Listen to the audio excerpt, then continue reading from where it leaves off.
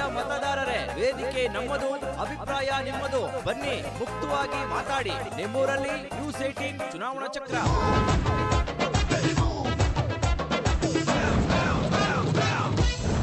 ವೇದಿಕೆ ನಮ್ಮದು, ಅಭಿಪ್ರಾಯ ನಿಮ್ಮದು ಎಂಬ ಪರಿಕಲ್ಪನೆಯೊಂದಿಗೆ News18 ಕನ್ನಡದ ಚುನಾವಣಾ ಚಕ್ರ ಇದೀಗ ಅನೂರು ವಿಧಾನಸಭಾ ಕ್ಷೇತ್ರಕ್ಕೆ ಆಗಮಿಸಿದೆ.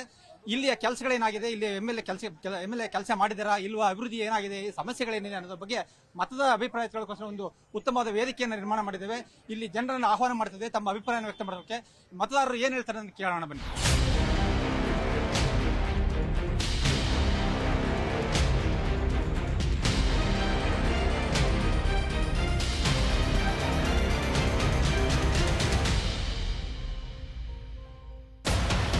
ನನ್ನ ಹೆಸರು ಶಿವಮೂರ್ತಿ ಅಂದ್ಬಿಟ್ಟು, ಮಾಜಿ ಜಿಲ್ಲಾ ಪಂಚಾಯಿತಿ ಉಪಾಧ್ಯಕ್ಷರು. ಅನೂರು ವಿಧಾನಸಭಾ ಕ್ಷೇತ್ರ ವ್ಯಾಪ್ತಿಯಲ್ಲಿ ಈಗ ಆಡಳಿತ ನಡೆಸತಕ್ಕಂತ ಶಾಸಕರ ಅಭಿವೃದ್ಧಿ ಶೂನ್ಯ. ಯಾಕಂದ್ರೆ ಇದಕ್ಕೆಲ್ಲ ನಿದರ್ಶನಗಳು ಇವತ್ತಿನ ಬಸ್ ಸ್ಟ್ಯಾಂಡ್ ಸುತ್ತಮುತ್ತ ಇರತಕ್ಕಂಥ ರಸ್ತೆಗಳಿರ್ಬೋದು, ಹಾಸ್ಪಿಟಲ್ ಇರ್ಬೋದು, ಕುಡಿಯ ನೀರು ಇರ್ಬೋದು, ಯಾವುದೂ ಸಹ ಮೂಲಭೂತ ಸೌಕರ್ಯಗಳು ಇದುವರೆಗೂ ಆಗಿಲ್ಲ. ಈ ಅಭಿವೃದ್ಧಿ ಕಾರ್ಯಗಳನ್ನ ಇಟ್ಕೊಂಡು ಅವರು ಮತ ಕೇಳೋದ್ರಲ್ಲಿ ಅರ್ಥ ಇಲ್ಲ. ಈ ಅಭಿವೃದ್ಧಿ ಕಾರ್ಯಗಳನ್ನ ಮಾಡದೇನೆ ಜನಗಳಿಗೆ ಮೋಸ ಮಾಡಿದ್ದಾರೆ.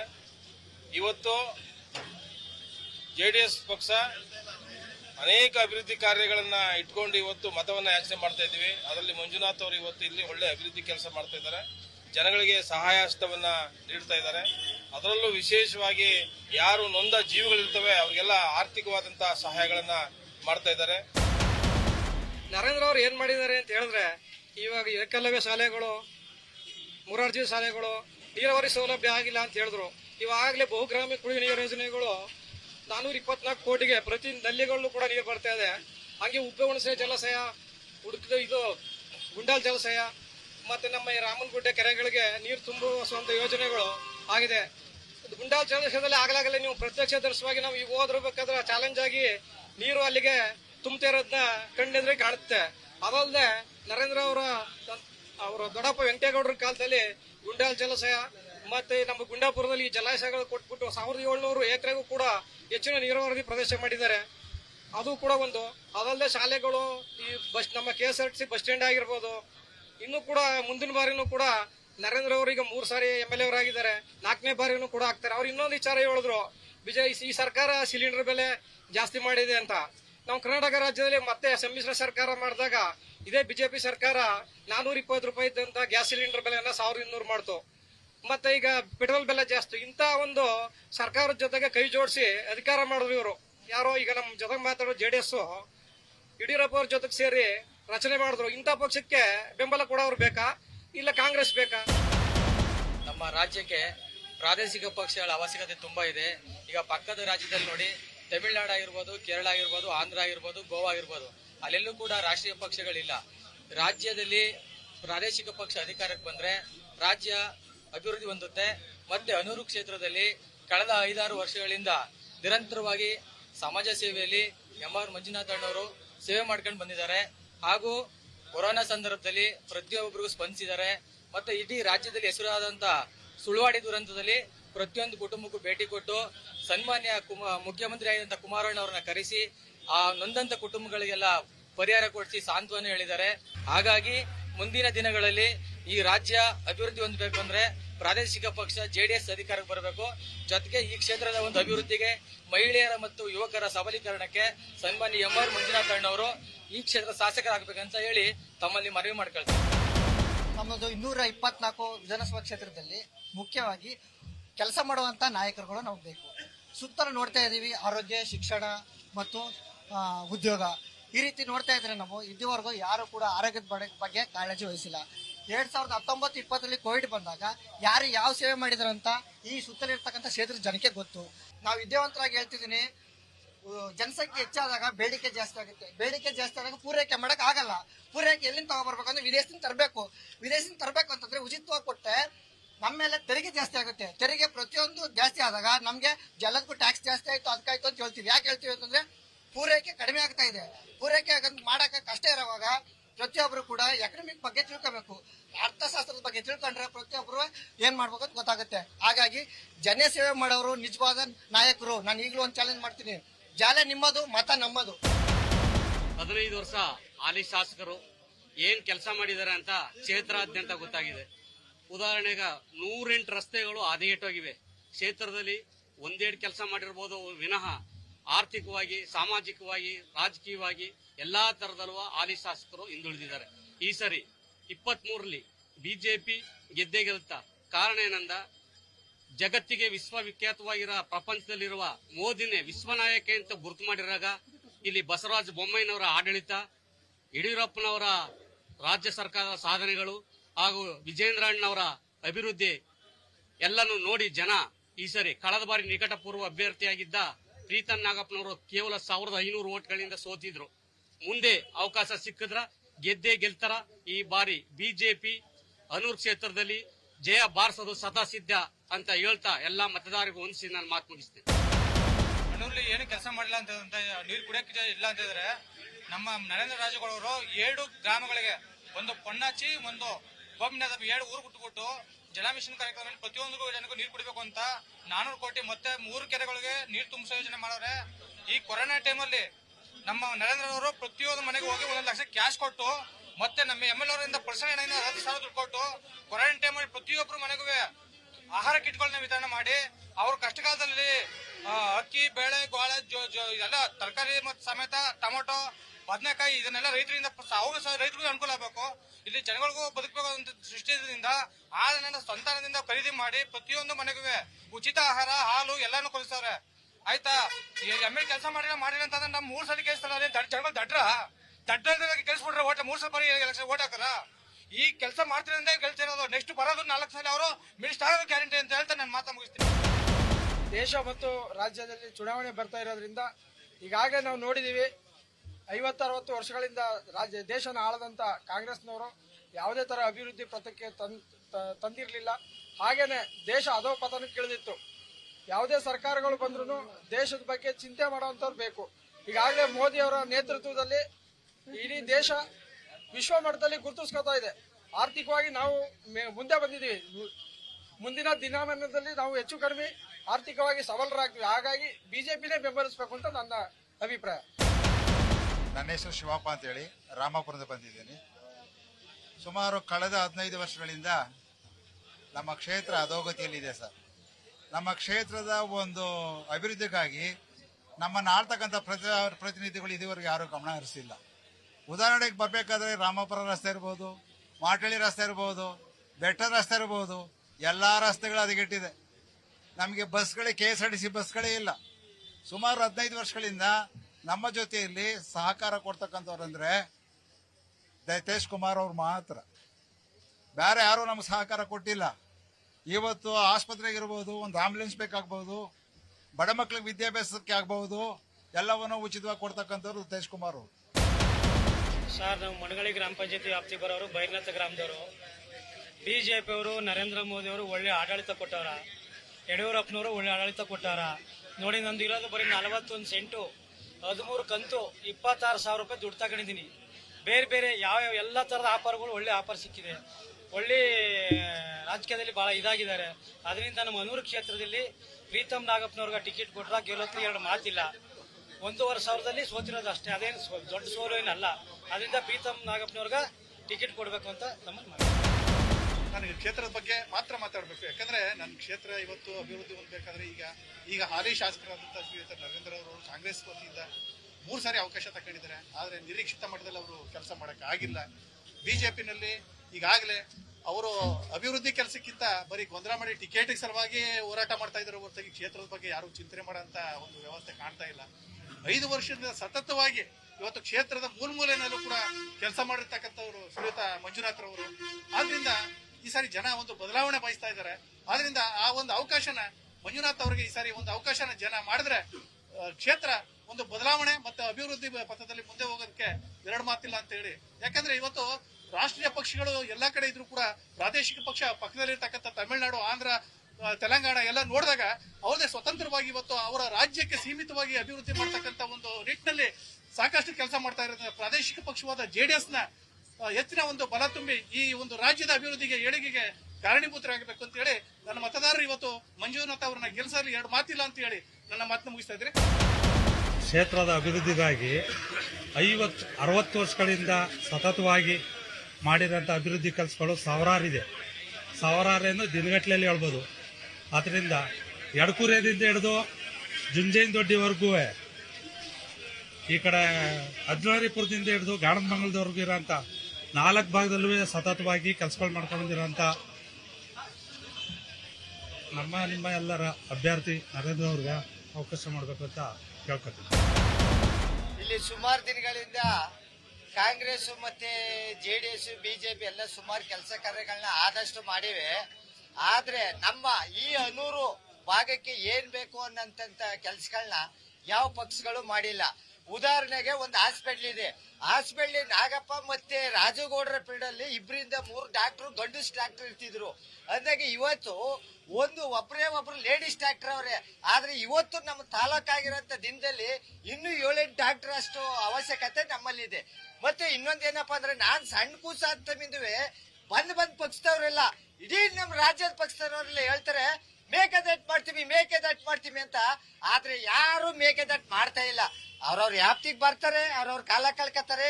ಇಟ್ಟು ಕೊಟ್ಟು, ಸೊಪ್ಪು ಕೊಟ್ಟು, ಸೆದ ಕೊಟ್ಟು, ಹಾಲು ಕೊಟ್ಟು, ನೀರ್ ಕೊಟ್ಬಿಟ್ಟು ಅಂತಂದ್ಬಿಟ್ಟು ಹೇಳ್ಬಿಟ್ಟು ಹೋಯ್ತಾರೆ.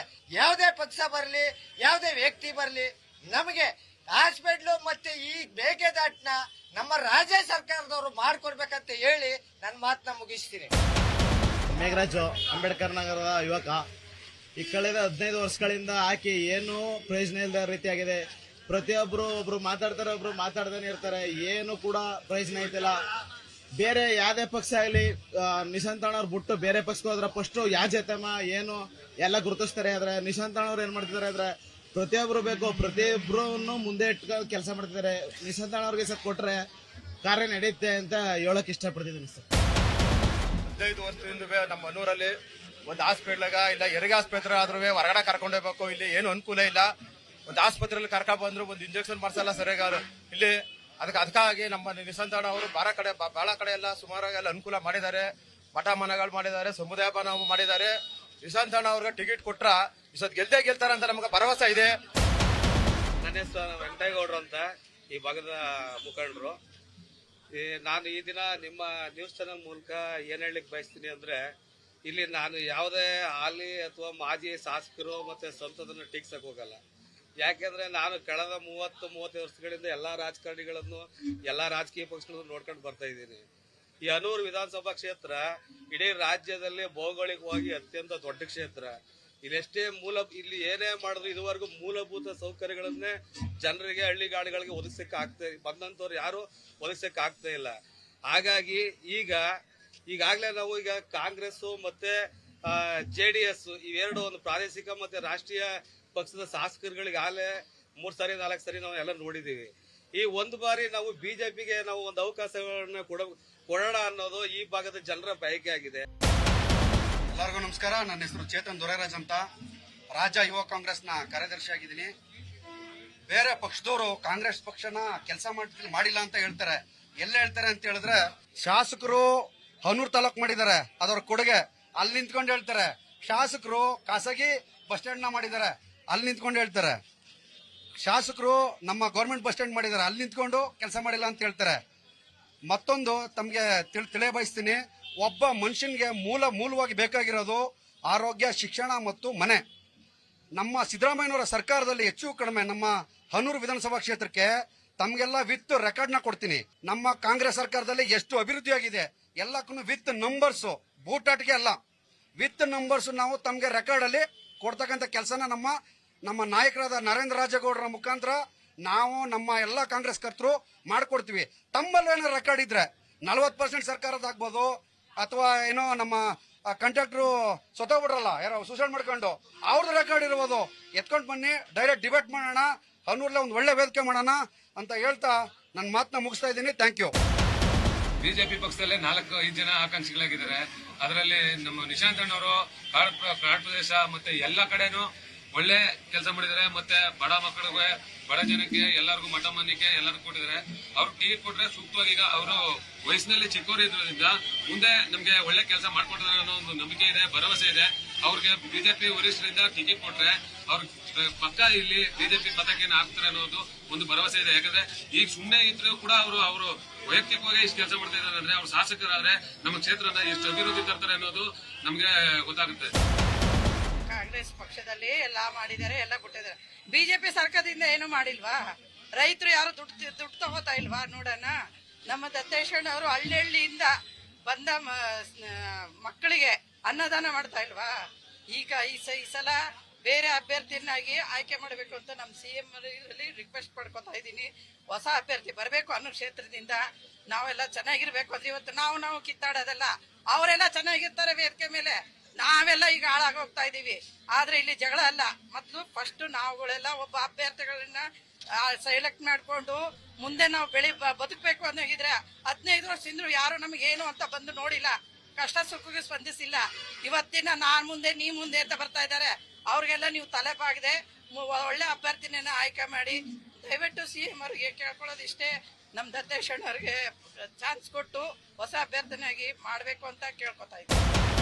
15 ವರ್ಷದಿಂದ 3 ಬಾರಿ ಗೆದ್ದಿರೋಂಥ ಶಾಸಕರು ಈಗ ನೀವೆಲ್ಲರೂ ನೋಡಿರ್ಬೋದು. ಕೊಳ್ಳೇಗಾಲದಿಂದ ಹಿಡಿದು ಮಾದೇಶ್ವರನ ಬೆಟ್ಟದವರೆಗೆ ಎಷ್ಟು ರೋಡ್ಗಳು ಕಳಪೆ ಆಗಿತ್ತು ಅಂತ. ಆದ್ರೆ ಅದನ್ನೆಲ್ಲ ರೆಡಿ ಮಾಡಕ್ಕೆ ಇನ್ನೂ ಅವರು ತುಂಬಾ ಪ್ರಯತ್ನ ಪಡ್ತಾ ಇದ್ದಾರೆ. ಎಲ್ಲೂ ಅಭಿವೃದ್ಧಿಗಳಾಗ್ತಾ ಇಲ್ಲ. ಮನೆಗಳು ಅಷ್ಟೇ ತುಂಬಾ. ಈಗ ನಮ್ಮ ಗ್ರಾಮದಲ್ಲೇ ತಗೊಂಡ್ರೆ ನಂಜುಂಡಸ್ವಾಮಿ ಫೀಲ್ಡಲ್ಲಿ ಒಂದು ಮನೆಗಳು ಆದದ್ ಬಿಟ್ರೆ ಸೈಟ್ಗಳಾಯ್ತು, ಈಚೆಗೆ ಯಾರೂ ಮಾಡಿಲ್ಲ. ಮತ್ತೆ ಶೈಕ್ಷಣಿಕವಾಗ್ಲೂ ಕೂಡ ಎಲ್ಲೂ ಅಭಿವೃದ್ಧಿ ಆಗಿಲ್ಲ. ಇದು ಇಬ್ರು ಮನೆ ತಂದವರು ಕೂಡ ಏನು ಅಂತ ಕೆಲಸ ಕಾರ್ಯಗಳನ್ನ ಮಾಡ್ತಿಲ್ಲ. ಹಂಗಾಗಿ ಹೊಸ ಮಕ್ಕಳು ನಿಶಾಂತ್ ಅವರು ಬಂದು 1 ವರ್ಷ ಆಯ್ತು. 1 ವರ್ಷದಲ್ಲಿ ಅವರು ಸುಮಾರು ಒಳ್ಳೊಳ್ಳೆ ಕೆಲಸಗಳನ್ನ ಮಾಡ್ತಾ ಇದ್ದಾರೆ.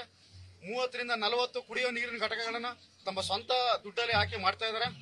ಮತ್ತೆ 150ಕ್ಕೂ ಹೆಚ್ಚು ಎಲ್ಲಾ ವರ್ಗದ ದೇವಸ್ಥಾನಗಳನ್ನ ಮಾಡ್ತಾ ಇದ್ದಾರೆ, ಮಠ ಮನೆಗಳೆಲ್ಲ ಮಾಡ್ತಾ ಇದ್ದಾರೆ. ಸಾಲ ಮಕ್ಕಳಿಗೆ ಸಹಾಯ ಮಾಡೋದ್ರಿಂದ ಹಿಡಿದು ಕಷ್ಟದಲ್ಲಿರೋಂಥವ್ರಿಗೆ ಎಲ್ರಿಗೂ ಕೂಡ ಸಹಾಯ ಮಾಡಿದ್ದಾರೆ.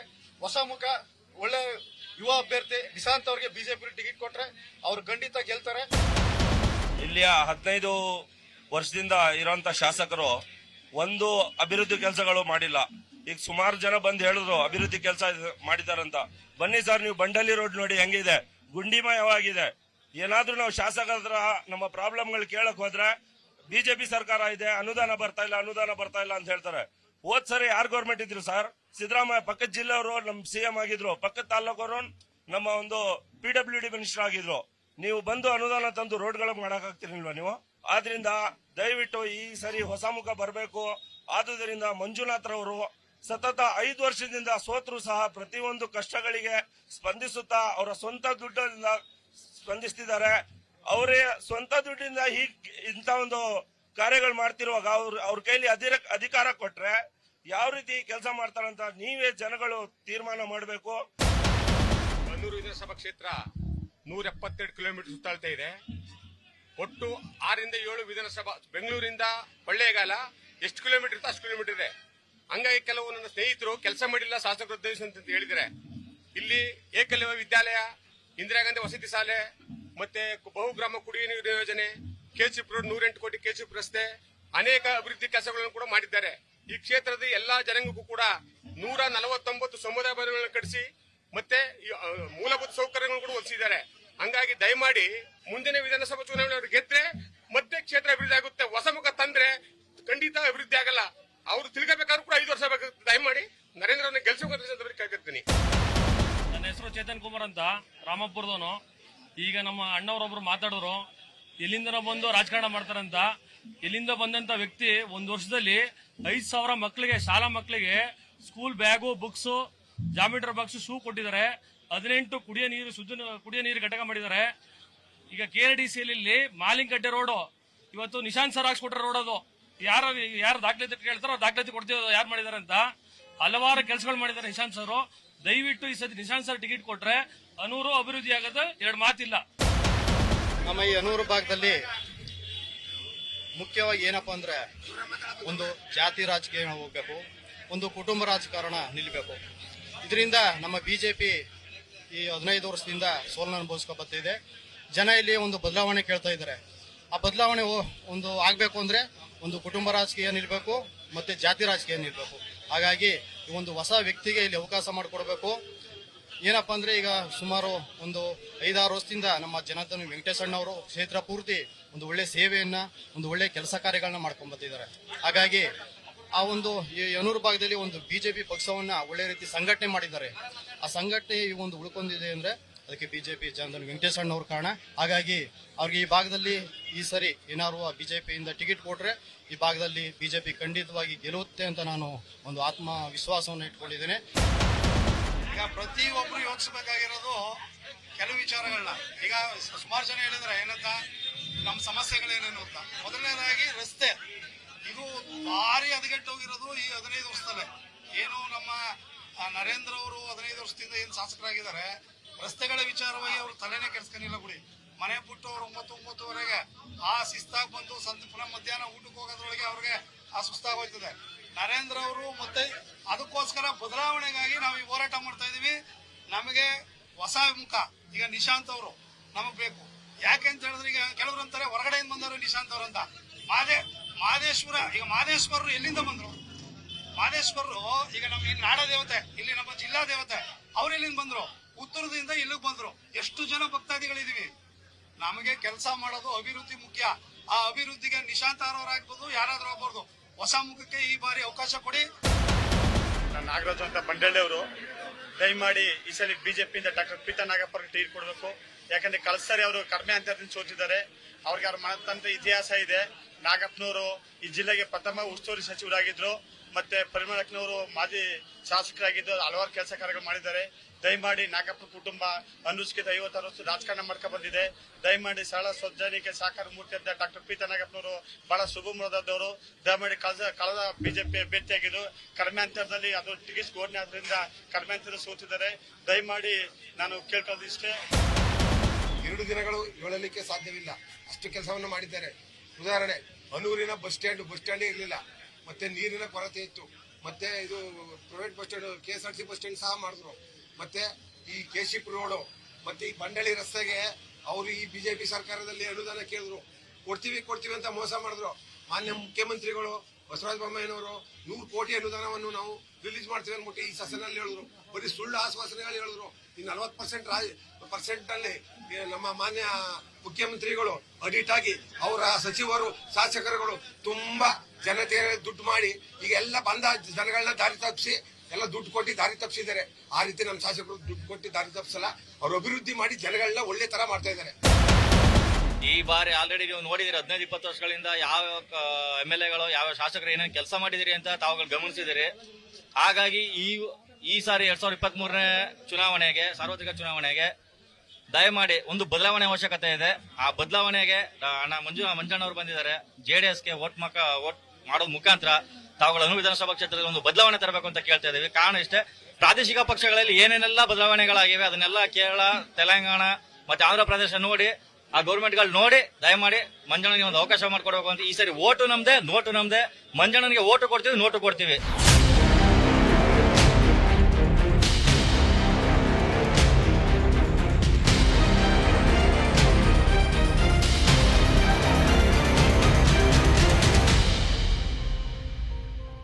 ಇದು ಅನೂರು ವಿಧಾನಸಭಾ ಕ್ಷೇತ್ರದ ಮತದಾರರ ಮನದಾಳದ ಮಾತು.